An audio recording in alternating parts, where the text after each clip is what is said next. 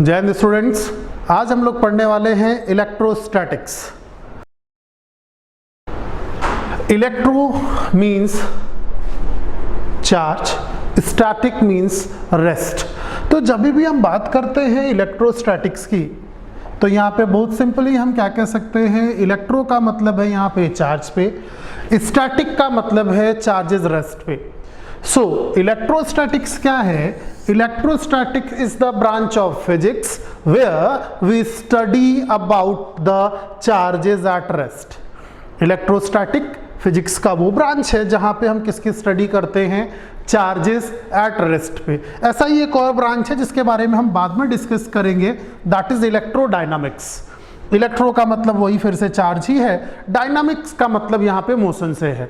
तो अब हम लोग देखें कि जब हम बात करते हैं इलेक्ट्रोस्टैटिक्स चार्ज, तो सबसे पहले तो हम ये जाने कि ये चार्ज क्या होता है, तब तो फिर हम देखें कि रेस्ट पे है, मोशन पे है, स्टैटिक्स है कि डायनामिक्स है। तो सबसे पहले हम लोग क्या जानेंगे?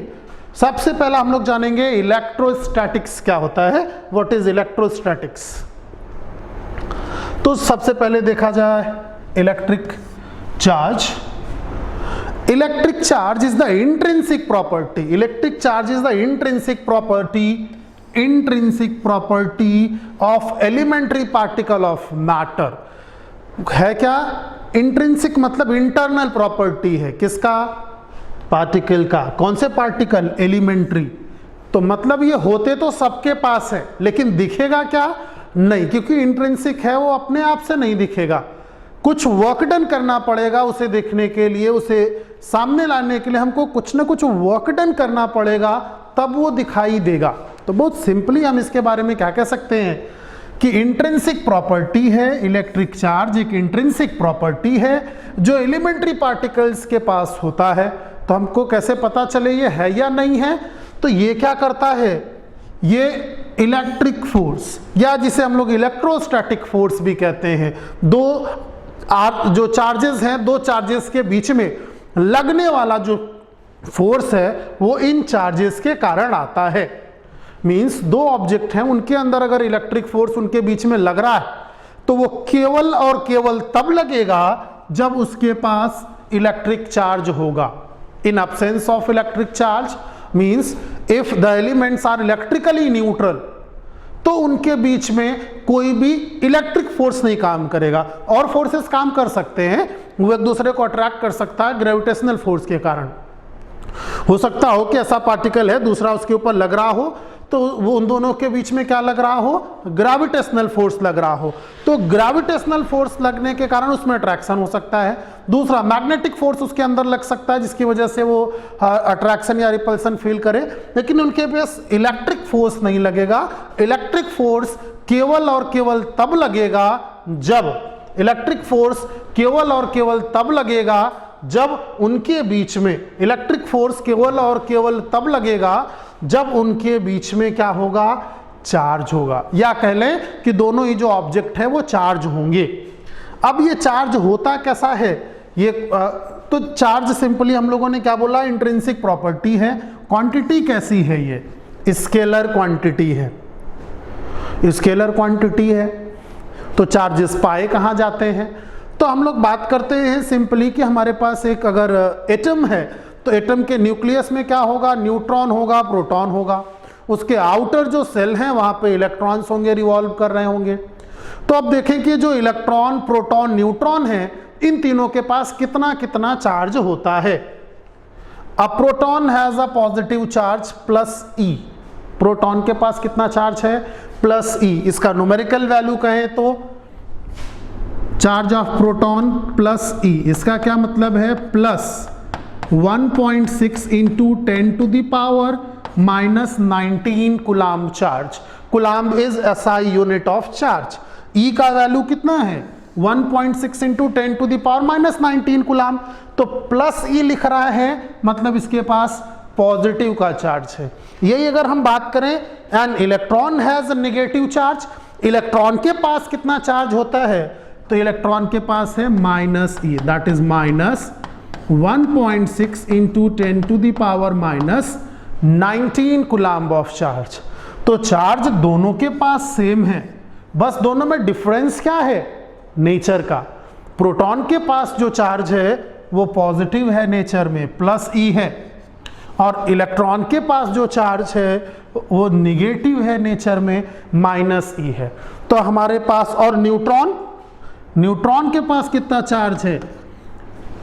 कोई चार्ज नहीं होता है। न्यूट्रॉन इसे हम लोग क्या बोलते हैं? Neutron is electrically neutral. Electron कैसा होता है? इलेक्ट्रिकली न्यूट्रल होता है, मीन्स उसके पास ना ही पॉजिटिव चार्ज होगा ना निगेटिव चार्ज होगा। तो वो है कैसा? वो इलेक्ट्रिकली न्यूट्रल है। जो हमारे पास इलेक्ट्रॉन है वो कैसा है? वो इलेक्ट्रिकली न्यूट्रल है।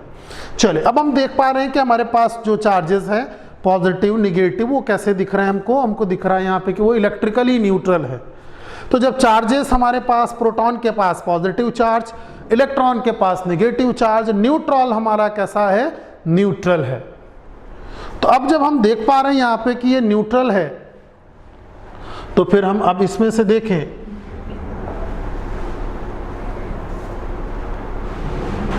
कि चार्जेस होते कितने टाइप के हैं। क्योंकि अभी हमने देखा पॉजिटिव है, किसी के पास निगेटिव चार्ज हो रहा है। तो काइंड्स ऑफ इलेक्ट्रिक चार्जेस, तो हम लोगों ने अभी देखे कि दो तरीके के चार्जेस हैं, क्योंकि चार्जेस एलिमेंट्री पार्टिकल्स पे हैं, प्रोटॉन पे होगा, इलेक्ट्रॉन पे होगा। तो प्रोटॉन के पास होने वाला चार्ज कैसा था? प्रोटॉन के पास होने वाला चार्ज पॉजिटिव। प्रोटॉन के पास होने वाला चार्ज कैसा है? पॉजिटिव है। प्रोटॉन के पास होने वाला चार्ज कैसा है? पॉजिटिव। प्रोटॉन के पास, तो जो हमारे पास इलेक्ट्रिक चार्जेस हैं हम बोलते हैं कि वो दो टाइप के होते हैं, एक पॉजिटिव, दूसरा निगेटिव। अब ये पॉजिटिव निगेटिव चार्जेस नाम क्यों रखे गए? उसके पहले, पॉजिटिव निगेटिव के पहले इनका नाम विट्रस एंड रीजनस चार्ज हुआ करता था। सबसे पहले इनका नाम प्राइमरीली पॉजिटिव निगेटिव चार्ज नहीं रखा गया था, पहले इनका नाम रखा गया था विट्रस, और दूसरा जो चार्ज है वो रीजनस। तो हमारे पास दो चार्जेस थे, एक विट्रस, दूसरा resinous. Is replaced by Benjamin Franklin too, मतलब Benjamin Franklin was the scientist जिन्होंने इनको पॉजिटिव और निगेटिव चार्ज कहा। अब देखें कि ये चार्ज हमको मिला कैसे, तो इसके बारे में आपने एक स्टोरी पढ़ी होगी, बेंजामिन फ्रैंकलिन। बेंजामिन फ्रैंकलिन एक साइंटिस्ट थे जिन्होंने सोचा कि ये ढेर सारा थंडरस्टॉर्म जो हम देख रहे हैं, ऊपर लाइटनिंग हो रही है, तो उस टाइम पे इलेक्ट्रिसिटी नहीं हुआ करती थी, तो उनको लगा इतना ज़्यादा लाइट वेस्ट हो रहा है, अगर इस एनर्जी को हम ले आ पाए नीचे, सेव कर पाए, तो उससे हम बहुत काम कर सकते हैं। तो बेंजामिन फ्रैंकलिन ने किया क्या? इन्होंने एक पतंग उड़ाई सिंपली, और वो पतंग पूरा सिल्क का बना हुआ था, और सिल्क के बने हुए पतंग में, पतंग के अंदर जो बेस बनता है, आपने देखा होगा काइट का बेस, वो उन्होंने बनाया कॉपर का। जहाँ पे आप देखते होंगे आजकल पेपर की पतंग आती है, उसमें बांस की पतली सी डंडी लगी रहती है, वहाँ पे उन्होंने क्या यूज़ किया? वहाँ पे उन्होंने यूज़ किया कॉपर। तो जो पेपर है उसकी जगह पे सिल्क यूज़ किया गया, और जो हम लोग अभी लकड़ी देखते हैं वहाँ पे वुड की जगह पे यूज़ किया गया कॉपर। तो उन्होंने देखा कि एक बार उन्होंने उड़ाया, कोई पता नहीं चला, कोई चार्ज, कोई एनर्जी नीचे तक नहीं आई। लेकिन ऐसा उन्होंने कई बार किया। एक टाइम ऐसा हुआ, बारिश हुई और वहां से चार्ज आया। तो जो चार्ज वहां से होते हुए आया, उन्होंने अपने हाथ से थोड़ी दूर पे अपने लैबोरेटरी की चाबी बांध रखी थी, उससे उन्हें शॉक लग गया। अब शॉक लगने से, अब देखें कि शॉक लगने से ये जो नाम है, ये चार्ज कहां से आया?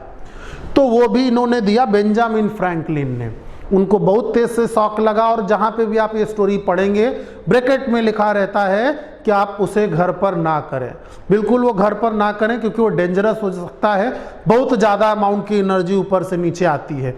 इसी वजह से जो बड़ी बिल्डिंगें होती हैं, जो टॉल टावर्स बनाए जाते हैं, आप हमेशा देखेंगे कि ऊपर एक छोटा सा टावर बना करके, एक मेटालिक टावर बना करके उसमें से एक वायर ग्राउंड तक पहुंचा दिया जाता है, जिसको हम लोग अर्थिंग बोलते हैं, ताकि जो ऊपर से अगर कभी भी इलेक्ट्रिसिटी बिल्डिंग पे आए तो आसानी से अर्थ तक पहुंच जाए, उसमें कोई प्रॉब्लम ना हो।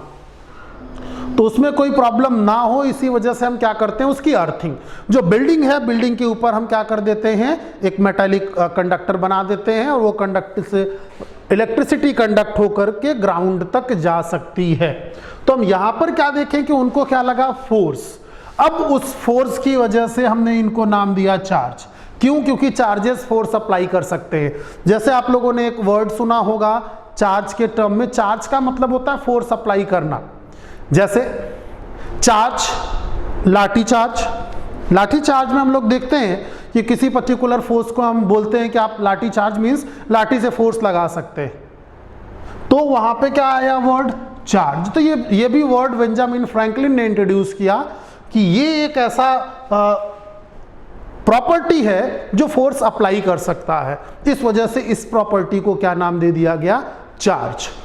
अब इस चार्ज को पहले हम लोग क्या बोला करते थे, विट्रस और रिजनस। अभी हम लोग देखेंगे कि ये विट्रस और रिजनस क्यों बोलते थे। ये एक्चुअल में कपड़े की वजह से आते थे। एक प्लास्टिक पे आप देखेंगे रगड़ेंगे तो चार्जिंग हो जाती है, उसके अकॉर्डिंग ये विट्रस और रिजनस चार्ज इसके नाम दिए गए थे। बाद में बेंजामिन फ्रैंकलिन ने इसको क्या बोला, पॉजिटिव और निगेटिव। अब इसे पॉजिटिव निगेटिव चार्ज ही क्यों कहा गया, क्यों उन्होंने विट्रस रिजनस क्यों चेंज कर दिया, बेंजामिन फ्रैंकलिन ने ऐसा क्यों किया, ये अभी हम लोग देखेंगे कि ऐसा क्यों हुआ। तो अभी हमारे पास यहां से दो क्वेश्चन बचे। पहला कि एक तो ये जो विट्रस रिजनस है ये क्यों आया, दूसरा कि ये जो पॉजिटिव निगेटिव ही नेमिंग इनकी क्यों की गई। और भी तो दूसरे नाम रखे जा सकते थे, तो पॉजिटिव निगेटिव नाम ही क्यों रखा गया। अब देखें कि यहाँ पे जो हमारे पास फंडामेंटल लॉ ऑफ इलेक्ट्रोस्टैटिक्स है, तो सबसे पहले हम लोग देखें कि ये जो पॉजिटिव निगेटिव है इनका नाम हमने पॉजिटिव निगेटिव क्यों रखा। तो हम देखें कि अगर हमारे पास कोई पर्टिकुलर ऑब्जेक्ट है, जो हमारे पास एटम्स हैं वो इलेक्ट्रिकली न्यूट्रल होते हैं। तो जो एटम्स होते हैं हमारे वो इलेक्ट्रिकली अगर न्यूट्रल हैं तो हम यहां से देख सकते हैं इलेक्ट्रिकली न्यूट्रल कैसे हैं ये, number of electrons is equals to number of protons is atomic number. तो अब देखें कि हमने बोला कि इलेक्ट्रॉन के पास कितना चार्ज होता है, माइनस ही, प्रोटॉन के पास कितना चार्ज होगा, प्लस ही। यहाँ पे आपको एक एटॉमिक स्ट्रक्चर दिखाई दे रहा है, ये एटॉमिक स्ट्रक्चर लिथियम का है। किसका है एटॉमिक स्ट्रक्चर, लिथियम का है। तो अब हम यहाँ पर देखें कि इलेक्ट्रॉन्स हमको दिख रहे हैं, तो आपको पता होगा लिथियम इलेक्ट्रॉनिक नंबर 3। तो यहाँ पर 3 इलेक्ट्रॉन हमको दिखाई दे रहे हैं, एक इलेक्ट्रॉन इधर, दूसरा ये, तीसरा ये, 3 इलेक्ट्रॉन दिखाई दे रहे हैं। तो इसके पास कितना चार्ज होगा, -3। एक इलेक्ट्रॉन के पास -e, तो 3 इलेक्ट्रॉन है तो कितना चार्ज हुआ ओवरऑल, -3e। अब यहां पर देखें, यहां पर क्या है, यहां पर है न्यूक्लियस। इस न्यूक्लियस के पास कितना चार्ज है, इस न्यूक्लियस के पास चार्ज है +3e। इस न्यूक्लियस के पास कितना चार्ज है, +3e। तो बहुत सिंपल है, -3e + 3e is equals to क्या मिलेगा, 0। मीन्स जो भी एटम होंगे, तो ये जो हमको फॉर्मूला दिखाई दे रहा है, number of electrons is equals to number of protons is equals to atomic number. तो ये फॉर्मूला तो सब जगह एप्लीकेबल होगा। कोई भी नेचर में जो हमको नेचुरली एलिमेंट मिलता है, तो प्रकृति में जो नेचर में पाए जाने वाला एलिमेंट है वो यही होगा, उसमें जितने इलेक्ट्रॉन होंगे उतने ही प्रोटॉन होंगे। तो -3 + 3 इज इक्वल्स टू 0। मीन्स जो हमको एलिमेंट्स मिलते हैं, तो बहुत सिंपली हम वहाँ पे ये चीज़ कह सकते हैं कि जो ये -3 + e करके हमको चार्जेस मिला, ये हमको कैसा मिला, इलेक्ट्रिकली न्यूट्रल हुआ ये। तो नेचर में पाए जाने वाले सभी एलिमेंट जिसमें कोई इलेक्ट्रॉन या किसी का लेन देन नहीं हुआ है, जैसा वो नेचर में पाए जाते हैं, वो कैसे होंगे, वो इलेक्ट्रिकली न्यूट्रल होंगे। तो वो इलेक्ट्रिकली न्यूट्रल मतलब उनका चार्ज 0। ठीक, इसी वजह से अब आप समझें कि 2 चार्जेस हैं उनको ऐड किया गया, 2 चार्जेस हैं उनका ऐड किया गया और मिला क्या, 0। इस वजह से ही हमने क्या बोला, निगेटिव चार्ज, और इसको क्या बोला, पॉजिटिव चार्ज, क्योंकि निगेटिव और पॉजिटिव ही तो ऐसे हैं जिनको ऐड करके हम न्यूट्रल मिल सकता है। इस वजह से हमने इनका नाम क्या रखा, positive charge and negative charge. अब देखें कि ये अगर न्यूट्रल है, इलेक्ट्रॉन प्रोटॉन के पास चार्ज है, तो क्या इलेक्ट्रॉन ही चार्ज है? Answer is no, electron charge नहीं है। चार्ज क्या है? Charge is the intrinsic property of electron, electron की प्रॉपर्टी है, मतलब इलेक्ट्रॉन के पास चार्ज है, प्रोटॉन के पास चार्ज है, तो चार्ज क्या है? प्रॉपर्टी। जबकि इलेक्ट्रॉन क्या है? एक पार्टिकल है। प्रोटॉन क्या है? एक पार्टिकल है। प्रोटॉन को या इलेक्ट्रॉन को चार्ज नहीं कहेंगे, उसके अंदर की प्रॉपर्टी है कि उसके पास चार्ज होता है। चार्ज है कितना वो हम लोगों ने देखा, E is equals to 1.6 into 10 to the power minus 19 coulomb. तो ये हमको पता चला कि हम इनको पॉजिटिव निगेटिव क्यों कहते हैं। अब इसके ऊपर फिर चार्ज आता कैसे है? तो चार्ज आने का पहला क्या सिस्टम है कि अब देखें यहां पर हमको पता है कि इसको स्टेबल करने के लिए हमको क्या करना होगा। तो इनको स्टेबल करने के लिए हम चाहेंगे कि इसका जो आउटर सेल है वो तो या ऑक्टेट हो, मीन्स उसमें 8 इलेक्ट्रॉन हो, या वो कंप्लीट हो। तो यहाँ पर दो चीज़ें हैं कि इसके जो आउटर सेल है तो हम इसमें कैसे निकालते हैं, तो उसका फॉर्मूला है क्या, 2n²। ये किसके लिए फॉर्मूला है? किस सेल में कितने इलेक्ट्रॉन हो तो वो कंप्लीट माना जाए। तो पहले के लिए लिखा जाए तो 1 लिखेंगे, n की वैल्यू 1 है, तो क्या हो जाएगा 2 मल्टीप्लाइड बाई 1 का स्क्वायर मीन्स 2। तो आप देख पा रहे होंगे कि पहला सेल कंप्लीट है, उसमें 2 इलेक्ट्रॉन है। दूसरे के लिए फॉर्मूला लगाएं, जब n इज इक्वल्स टू 2 हो जाएगा तब 2 इंटू 2 का स्क्वायर दैट इज 8। इसमें कितने होने चाहिए? 8। तो ये क्या कर सकता है?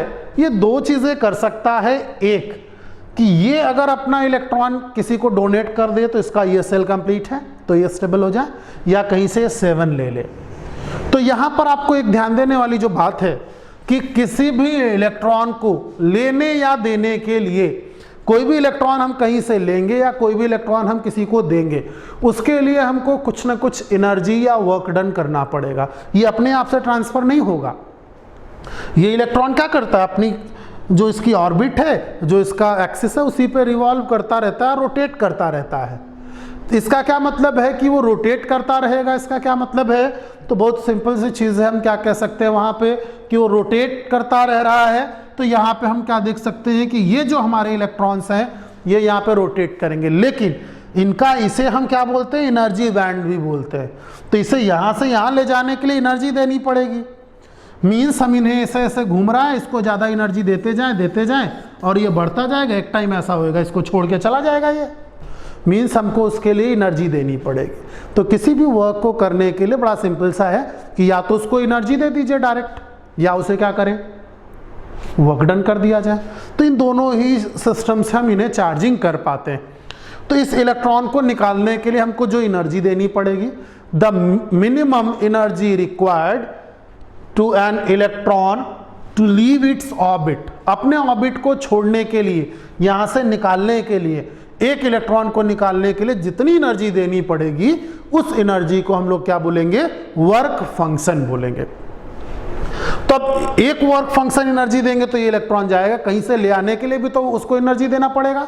तो आसान कौन सा है? एक इलेक्ट्रॉन किसी को दे देना। तो अभी का जो हमारा सिस्टम दिख रहा है वो क्या है? अभी का जो सिस्टम हमको दिखा वो सिस्टम कैसा है कि +3 -3। अब क्या करेंगे? हम एक इलेक्ट्रॉन डोनेट कर देंगे। तो एक इलेक्ट्रॉन डोनेट होने के बाद क्या होगा? तो आप लिख सकते हैं आफ्टर डोनेशन, जब एक इलेक्ट्रॉन डोनेट कर दिया गया, तो जब एक इलेक्ट्रॉन डोनेट कर दिया गया तब क्या हो जाएगा? अब इसके पास कितने इलेक्ट्रॉन बचे? 2 ही इलेक्ट्रॉन बचे। प्रोटॉन कितना है? वही है, तो इसके पास कितना चार्ज आ गया? +E चार्ज आ गया। तो हमको यहाँ पे क्या मिल गया? लिथियम। तो यहाँ पे हम क्या लिखेंगे? Lithium plus. ये क्या हो गया? इसके ऊपर कैसा चार्ज आ गया? Positive charge. ठीक। तो किसी भी एटम मॉलिक्यूल के ऊपर चार्ज आने का मतलब क्या है कि उसने अपना इलेक्ट्रॉन किसी से दे दिया या कोई इलेक्ट्रॉन ले भी सकता है। तो यहाँ पे एक चीज़ तो हमको दिखी कि इलेक्ट्रॉन के जाने की वजह से चार्जिंग हुआ। मतलब अगर इलेक्ट्रॉन एक जगह से दूसरी जगह जाएगा, मीन्स इलेक्ट्रॉन यहाँ से हमने निकाल दिया, तो हमने देखा कि इसके ऊपर क्या आ गया, पॉजिटिव चार्ज। कैसे? पहले इलेक्ट्रॉन कितने थे? 3 3 इलेक्ट्रॉन 3 प्रोटॉन, 3 and 3 बैलेंस था, न्यूट्रल था वो। अब क्या हुआ दूसरे केस में, इसने अपना एक इलेक्ट्रॉन जो था, जो सबसे आउटर सेल में था, इसने अपना एक इलेक्ट्रॉन डोनेट कर दिया। जैसे ही एक इलेक्ट्रॉन डोनेट कर दिया, अब इसके पास कितने इलेक्ट्रॉन बचे? 2।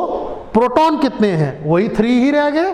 तो 2 3 हमने देखा कि प्लस ई, मीन्स इसके ऊपर कैसा चार्ज आ गया, जबकि इलेक्ट्रिकली न्यूट्रल क्यों था? न्यूट्रल होने के पास इसके पास चार्ज नहीं था, उसका नेट चार्ज 0 था।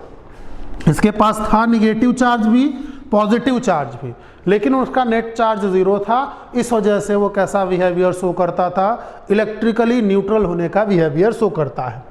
जबकि डोनेशन के बाद उसको क्या मिलेगा? जैसे उसने डोनेशन दिया तो क्या मिला? प्लस ई, मीन्स उसके ऊपर कैसा चार्ज आ गया? पॉजिटिव। तो हमने यहाँ पर क्या देखा कि चार्जिंग के लिए कौन रिस्पॉन्सिबल है? तुमको यहाँ पे दिखा कि चार्जिंग के लिए रिस्पॉन्सिबल कौन है? इलेक्ट्रॉन। तो क्या प्रोटॉन यहाँ से बाहर नहीं जा सकता है? प्रोटॉन के अंदर बाहर जाने से भी तो पॉजिटिव चार्जेस चेंज हो सकते हैं। अगर हम बोले कि इसको एक प्रोटॉन एक्स्ट्रा दे देते तो भी तो पॉजिटिव चार्ज हो जाता है। तो यहाँ पर आप देख पा रहे होंगे कि ये जो हमारे पास है न्यूक्लियस,